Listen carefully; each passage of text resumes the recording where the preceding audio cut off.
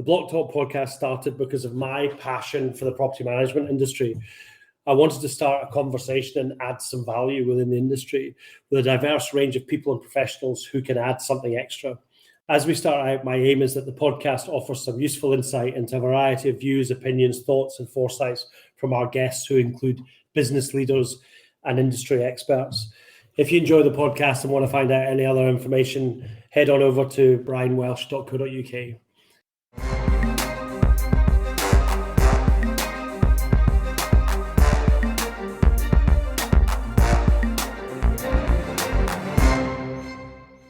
Hello and welcome to another episode of the Blocktalk Podcast with me, Brian Welsh, and Jax Bruce. Jax, how are you this fine, I was going to say sunny, but cloudy day in Scotland? Yeah, I'm good. It's not a bad morning. I got the train in this morning. It was quite a nice journey. I'm out tonight, my first gig for ages. An audio-visual experience. So I am very much looking forward to that. Bite to eat first. So yeah, it's all good. How are you? I'm very well. I'm out for dinner tonight with a client, and then next Friday I'm out. I've already been to a gig since things started out. I went to Texas a few weeks ago, actually, and next Friday I'm going to see Blondie at the Hydro, so I'm really looking forward to that. So yeah, I'm good. Okay, so today, as part of our leadership themed discussions, we are chatting to James Groves, who has been managing director of Indigo Swan for 2.5 years. His aim is to be the best manager and leader he can be. He wants to motivate, inspire, develop, and coach people to reach their personal and professional goals, whilst at the same time achieving the goals of the business. James, how are you? Great to have you on again. You were on a few months ago. Great to have you on. How are you doing?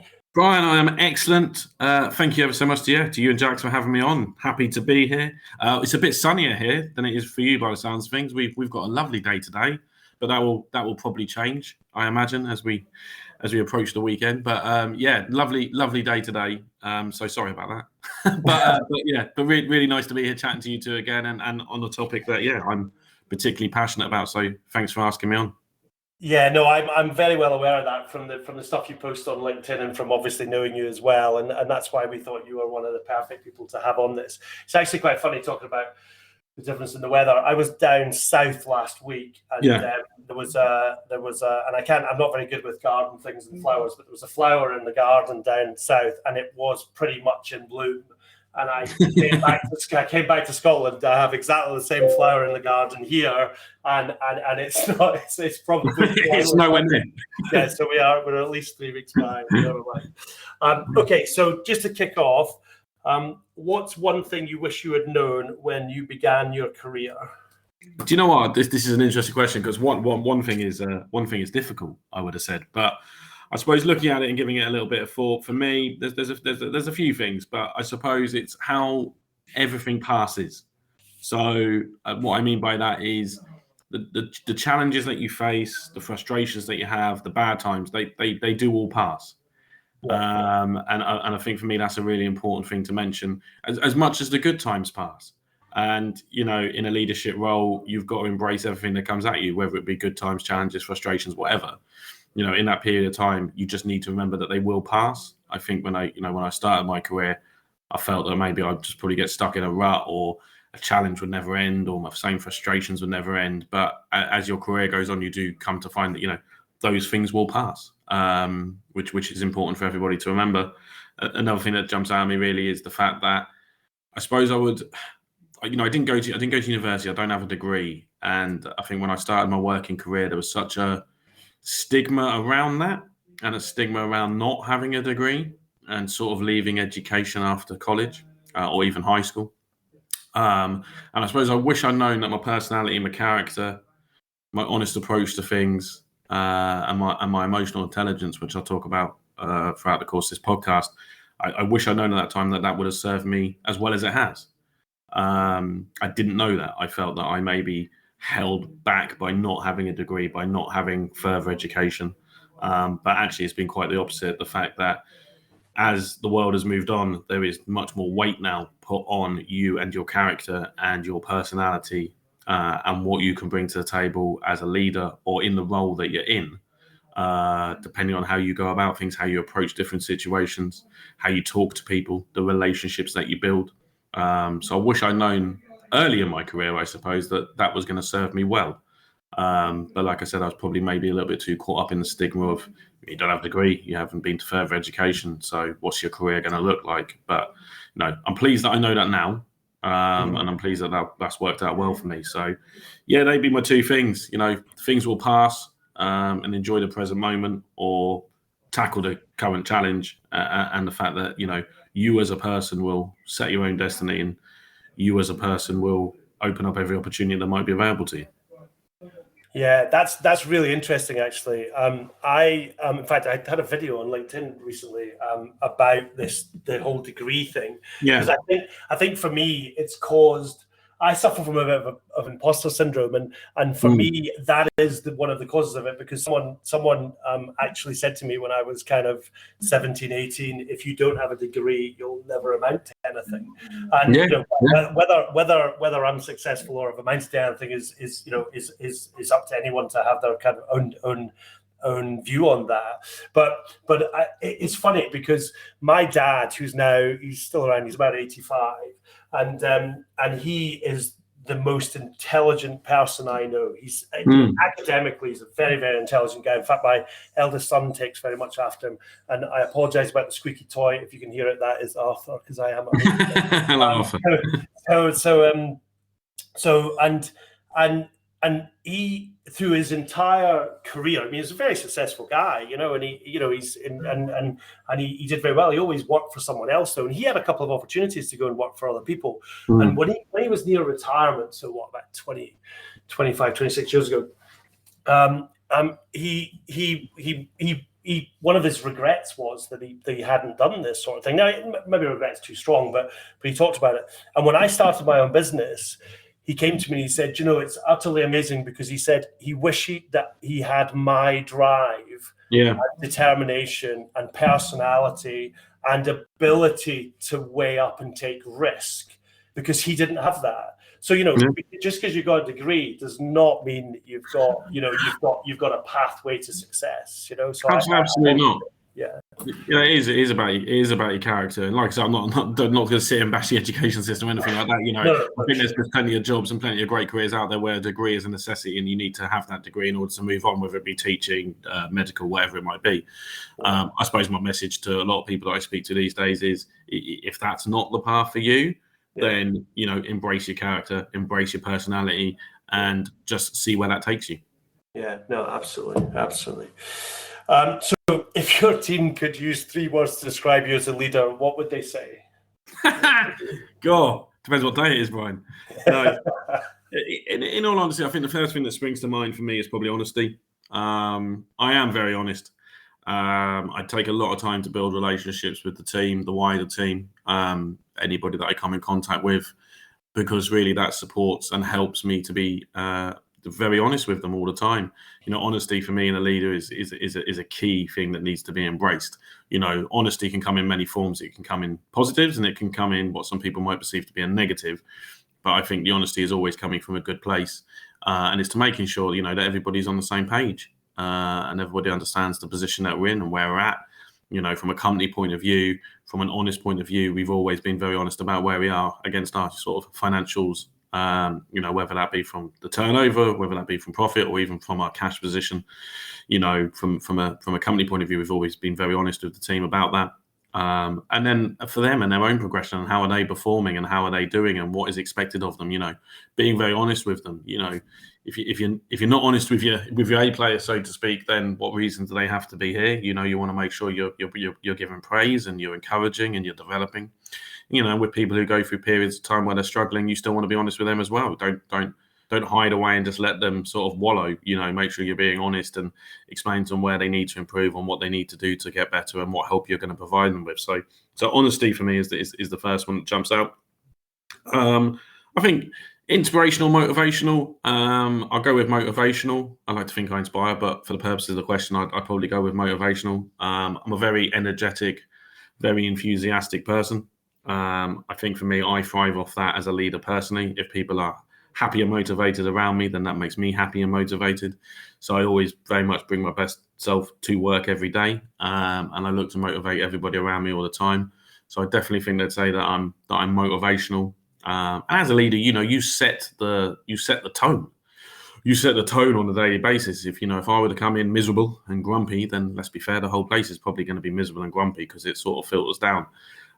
So to come in for me, being happy, being motivational, enthusiastic and excitable, I would imagine they'd say sometimes, then that only helps to make the place a good place to be and allow everybody to be motivated in their own way. And then the last one, the third one, I'd probably say caring, but with high emotional intelligence. Emotional intelligence is something that's very important to me. It's not something that I necessarily gave too much thought to, but as my career has developed, I have realized that I do have a high level of emotional intelligence. And I think that helps me in a number of different situations. I think the help that I've been able to give the team professionally, but also on a personal level, and being able to read a room and how individuals are feeling, and if they're having a bad day or if there's something going on that they haven't spoken about, just being able to be aware of that and observe that and hear that and tackle that through having a high level of emotional intelligence and a caring nature has really served me well in my leadership journey. Because I've said this before, but I'm a firm believer that, half an hour to an hour of speaking to somebody about something that has nothing to do with work, if they're having a bad day or they're having a challenging time, for them to have that time to then go out and give, 7 hours of good work is an hour well spent. There's plenty of leaders out there that do not spend that hour and they just end up with 7.5, 8 hours of nothing from that member of the team because they haven't paid any attention. So, I'm a firm believer in taking that time to care, to listen, and to help and advise where it's wanted or where it's needed. So yeah, that's I'd say the emotional intelligence and the caring nature would probably be the third thing they'd say. I hope. No, that's really interesting. I remember walking into an office. This is years and years ago, pre CPR, me owning my own business, where I worked for someone else. Yeah. And I saw this thing on the wall, and it was a laminated bit of paper, and it had a smiley face on one side and a sad face on the other. Okay, and one of the employees would sit there in the morning and change it depending on the mood that the guy who ran that department came in with. Wow. And if it was a smiley face, people would come into work and it was like, oh, great, we're going to have a good day. And if it was the other way, they would think, oh, shoot, this is not going to be the best working day. And it's always stuck with me because, someone once mentioned to me that the mood of the office is determined by the mood I come in with. Yeah, a very, very long time ago as well. And so, positivity on the Clifton Strengths assessment is not massively high for me. So you've got to, but sometimes you just got to do it, even if you don't feel it, because your team need it. Yeah. I think so, Bob. But at the same time, I'm quite quick to point out that there's nothing wrong in having a bad day, and I think this comes along. This might come along to the next question and stuff like that, but. There's no harm as a leader, owner of the business, managing director of the business, whatever it might be, and having a bad day. I think you just have to be able to communicate why that might be and sort of set that level. So it might be that my little boy didn't sleep very well, so I'm pretty tired. But for me, if I come in the morning and say, guys, just as an FYI, got very little sleep last night due to Seb being up, just going to be a little bit whatever today. You sort of set that expectation. And it's having that open and sort of, again, coming back to the honesty, it's having that open and honest approach with your team. So that they understand where you're at. There's no harm in having a bad day as long as they understand to a certain extent why you're having a bad day. And it helps and encourages them to share also. Yeah, no, I know what you mean. So what are the most important values you demonstrate as a leader? Yeah, so I'll probably repeat myself a little bit, but, talking more about the ones I haven't said so far. But honesty, again, number one, really up there, to be fair, having integrity, humour, I think is important. Happiness is key, as we've touched upon. Care, friendship, and direction. Really, they're all the things that sort of really spring out to me as far as the sort of core values I feel that you need to demonstrate as a leader. I think, being able to be honest with your team is obviously going to have its positives. Just having integrity. I've worked for leaders in the past where it's been, I'll do this, and they never go and do it. If you say you're going to go and do something, then do make sure you do it. If there's a reason that you're delaying doing something, then explain that as well. It comes back to one of the things we have within Indigo Swan is like, no idea is a bad idea, but if somebody has an idea, then we will still make sure they get feedback on it, even if we're not going to do it. So having that integrity and, integrity over profit being one of the favorite sayings at Indigo Swan, that is 100% true. It's making sure that we're doing things in the right way. And then from a leadership point of view, for me, it's making sure that I'm doing the right way, doing things in the right way, acting in a way that I would expect the team to act, talking to people in the way I'd expect them to talk to each other. Humor's a massive one, let's be fair, especially over the last few years. Blimey. Try not to take everything too seriously all the time, having a bit of a light touch. Having a bit of a sort of, having a light personality, having a bit of a laugh, having a bit of a joke, trying to find time in your day for those types of things, just a small conversation, wherever it may be, or, a little bit of a chat around the office, having a little bit of humor in your day goes a long way, and people being able to have a laugh and have a smile and stuff is vitally important. Like I say, that's never been more important than probably has been in the last couple of years. Very difficult to be able to do that when we were all working remotely from home, but we made the effort, and I felt that was still there. But now, being back in the office, being back together, having that humour is such an important side of things, which obviously then creates hopefully happiness across the team. Care we have touched upon, but you need to care. And that is caring for the individuals within the business, but caring for the business itself and caring for the clients. That goes along every different part of the business, really. You just have to be able to care and understand the situation that every individual member of the team, every individual client is in at that time, and make sure you care. And then, direction. As a leader, you are looked to direct where you want the business to go, where you want the people in the business to go. And for me, as far as really nailing that, it's a case of making sure that everybody understands the part they play in that, and the journey that we are on as a business, and the journey that then in turn those guys are on individually. So for me to really, I value that sort of, whilst it's not a traditional value, directorship of a business is something that I do think is key, or directorship. But if you're a more junior leader, directorship of your relevant team, directorship of your relevant department, whatever it might be, they're going to look to you for that. And I think that's something that you have to demonstrate and show on a regular basis. And then the friendship side, I think there's no harm in being friendly with your team. I think old school bosses maybe disagree with that, but for me, I don't think there's any harm in building good personal relationships with your team. That doesn't necessarily mean you go for a beer with them all the time. It doesn't necessarily mean you're always going out for lunch with them, but just to show a level of interest in them as people and an interest in their lives, so that you understand, what they're going through, where they're at, what their motivators are, building a friendship at the least that level, then there is a general kind of interest in who they are as people. I would expect any leader to demonstrate that. As opposed to, you got your job, do your job, this is what you get paid to do. That type of day for me is long gone, and you're never going to get the best out of people unless you try hard to nurture those relationships. Really. Yeah, that's an interesting one actually for me, because I probably am slightly more standoffish. I think there's a fine line in that one, to be honest. There is a fine line, yeah.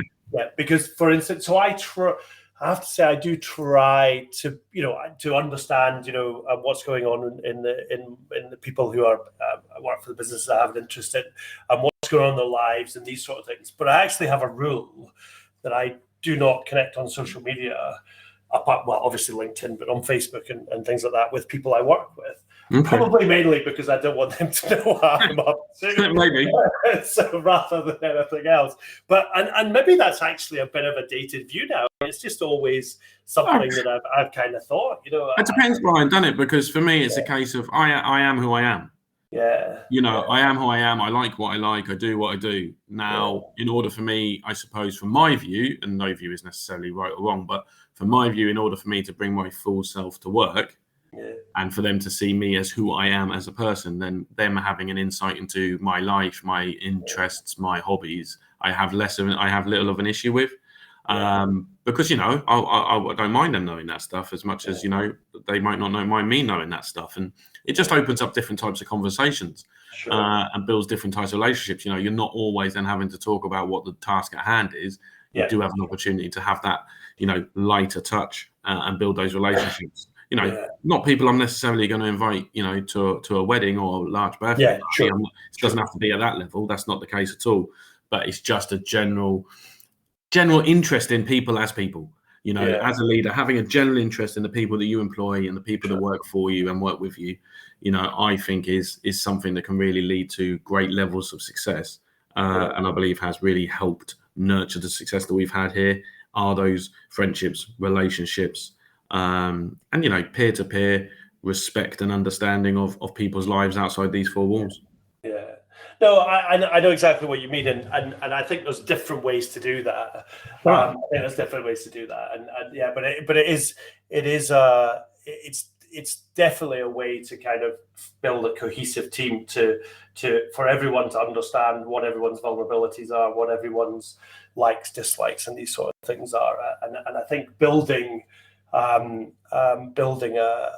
cohesive team and a team that is completely together is got to be the number one in any business. Yeah, it's such a fine line, like you said, though, Brian, because I'm not a professional counsellor. Do you know what I mean? I'm not a professional psychiatrist, so there is a very fine line in being there to help advise and show an interest until it gets to a certain level where you're like, do you know what, this is not for me to be involved in.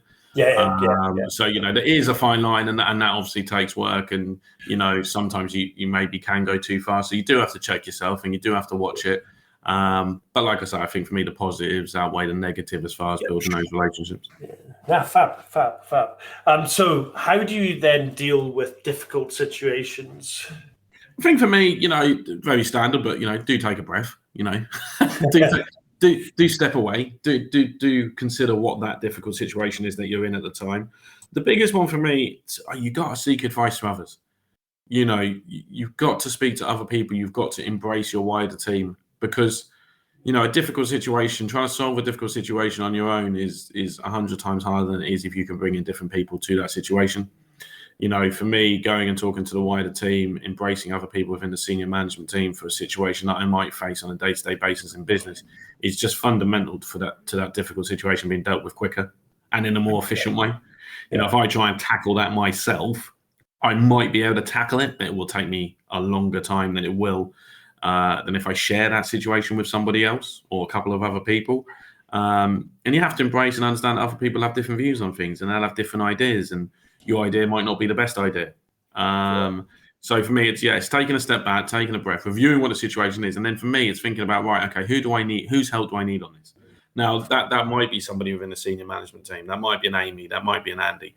But at the same time, it might be somebody who's not in the senior management team. It might be somebody else who sits within the business who, for example, has got a great skill set that they might not have to show every day at Indigo Swan, but a skill set that I think to myself, do you know what, that person actually could probably help me with this.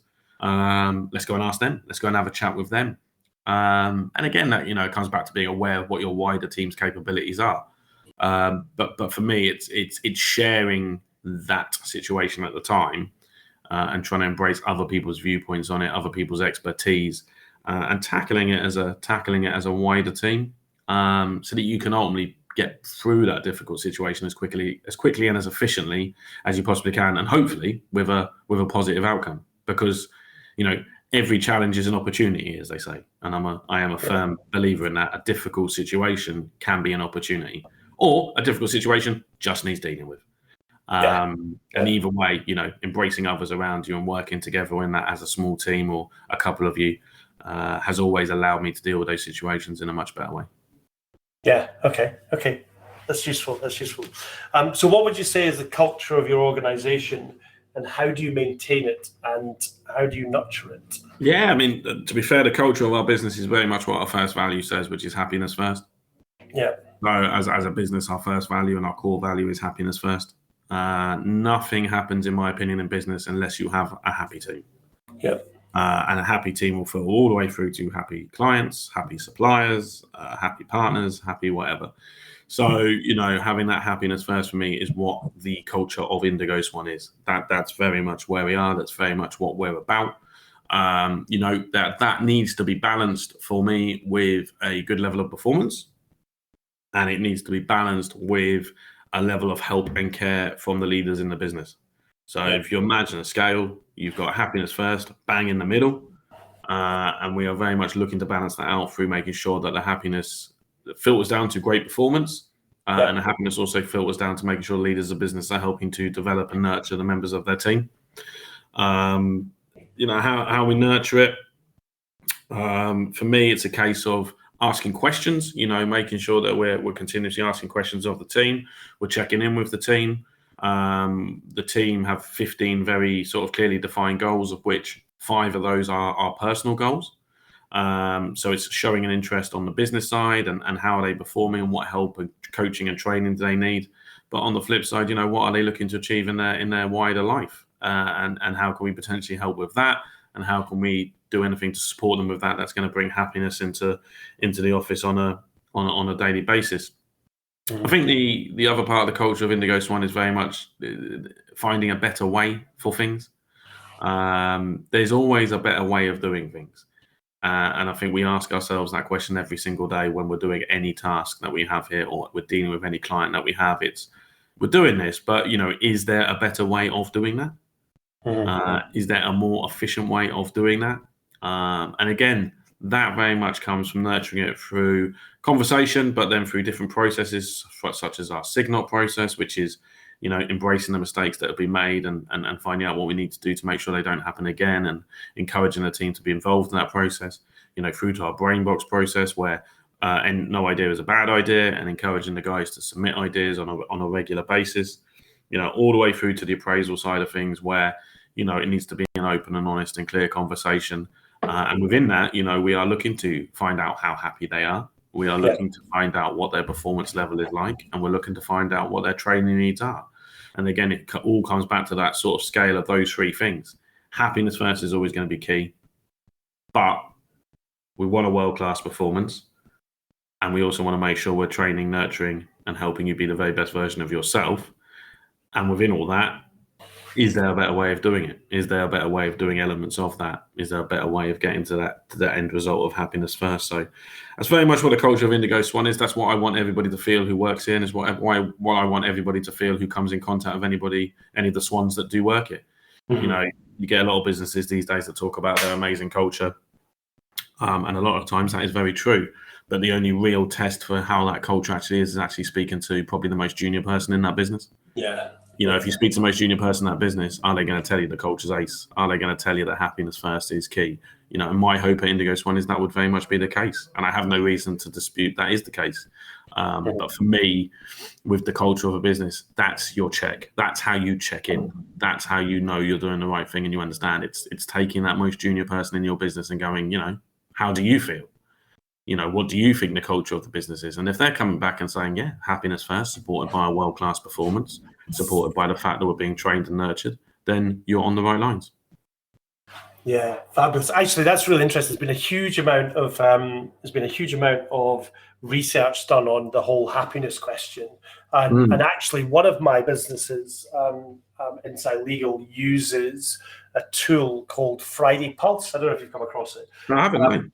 Right. So, and it asks one question, and you set the email gets sent out on a Friday at 3:00, and you have until Monday at 12 or whatever, and it goes Thursday to Tuesday if you've got a bank holiday or something. And it asks one question: how happy were you this week? Yeah. And it's not a massively expensive tool.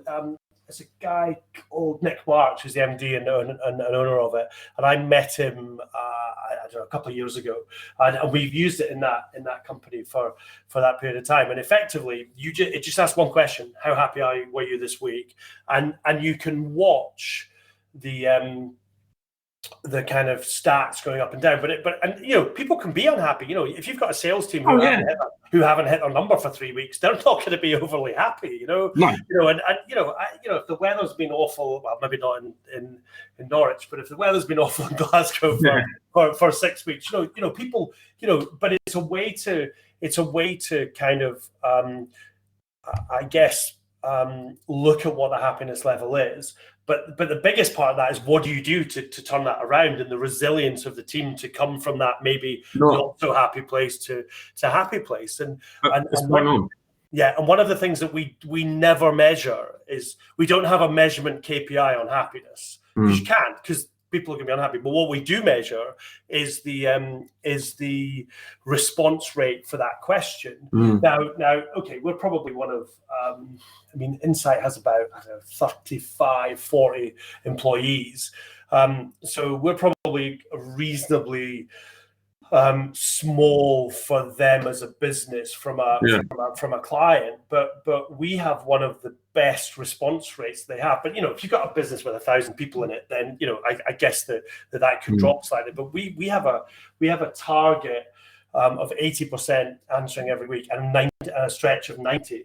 And we very rarely fall below the 80, but we very often get above the 90, and it's a fabulous tool. I mean, you're doing the same thing without technology by just talking to them all the time, but it's a great tool for measurement, actually. I might steal it.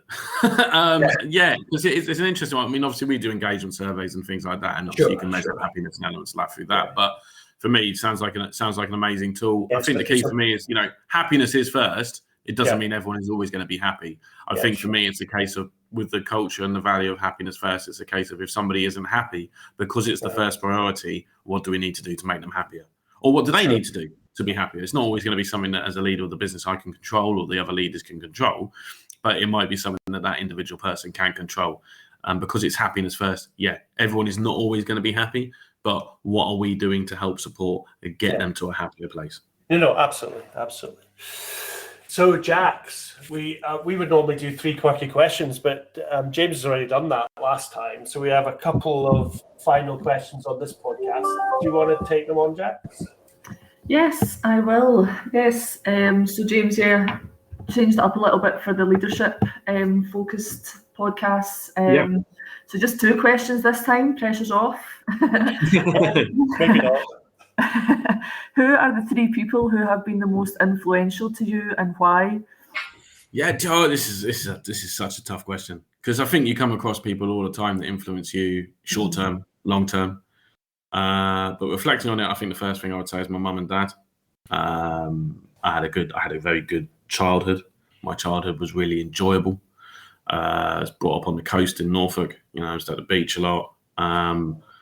So my childhood was happy, which I think is, if you have a happy childhood, that will always serve you well as you move on in your life. But I think they made me understand at a young age that life isn't always easy.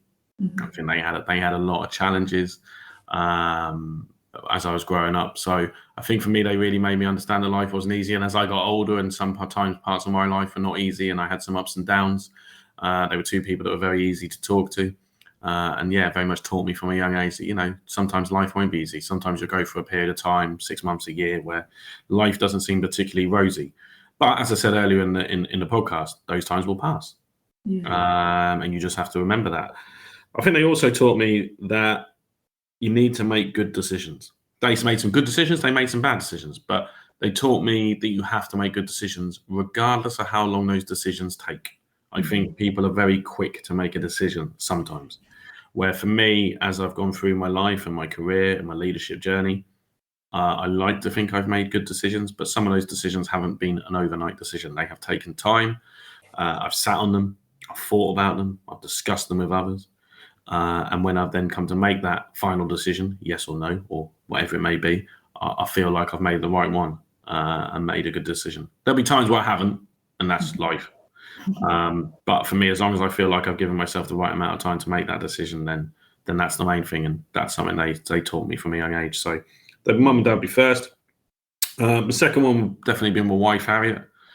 Very lucky to have met her when I did. I met her about 10 years ago now, at a turning point, I suppose, in my career. I'd worked my way up quite high within the financial sector, and then the recession kicked in. And Indigo Swan was almost really starting again from scratch. And I met her very much around that same period of time.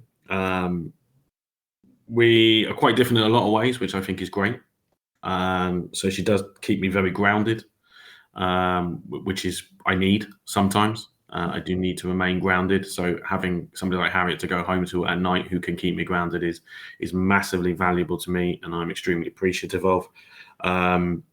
She provides me with obviously love and care and friendship, which is key as well, and very important to me to have that person who, you're sharing your life with, who shows an interest in what you do day to day, who shows an interest in the business that you work in or you are running, and wants to be there to support you with that, and give you the time and space to make sure you can do that job to the very best of your ability. And to also, give you guidance. We have different views on different things, which I think is healthy and I think is good. And to be able to have somebody I can go home to and say, look, there's this situation, I've got this I'd like to talk to you about. I know that I'll probably get a different view to what my own view is. And that really helps me and that really guides me, and allows me to really consider, like I said earlier, decisions or things that I have to do. So she's been a huge influence on my life, specifically, obviously, since we met 10 years ago, but at a really key point of my career and a really key point of my life. So those 10 years have been fantastic. And then the third one is probably a gentleman called Mark Fisher. He will not be known to many people or anyone who listens to this podcast, but he is my business coach. I know that Brian has a business coach. Mark is mine. I've known Mark for about 5 years.